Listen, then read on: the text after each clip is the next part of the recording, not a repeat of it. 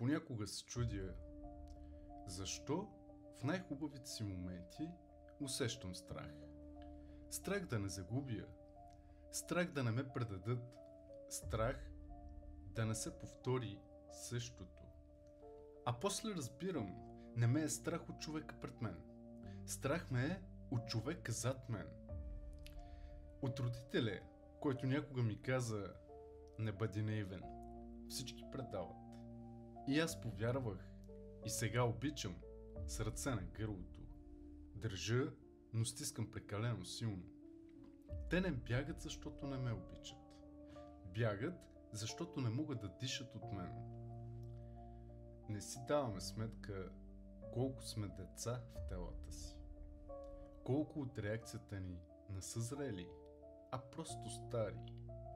Когато любимата те пренебрегне, ти не се ядосваш като възрастен. Теб те боли като дете, което пак е останало незабелязано. И се защитаваш, както си се защитавал преди. С мълчание, с дистанция, с лъжата, че не ти пука. Но това е лъжа.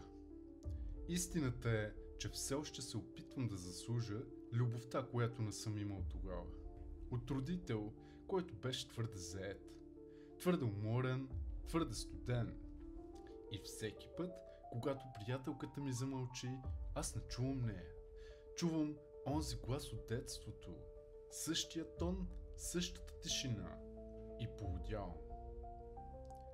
Колко пъти сме наказвали човека до нас за нещо, което не е направил.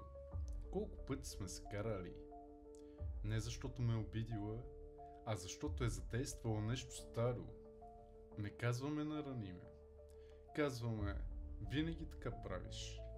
А истината е, че тя просто е докоснала стария белег. И така въртим и ние същи сцени. Различни актьори, един и същ сценарий. Всеки нов човек е просто нов шанс да простиш старото. Но ние не го правим. Защото прошката не е влюбване. Прошката е операция. Реже, кърви, смирява. Но след това дишаш.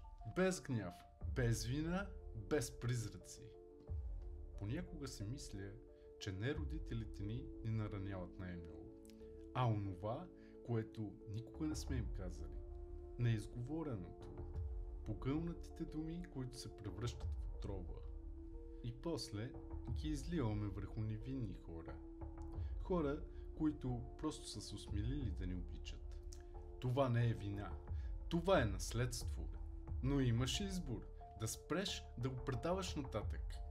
Да спреш да караш дъщеря си, сина си или човека до теб. Да плаща за греховете на човек, който дори вече го няма. Аз не искам да нося чужди грехове.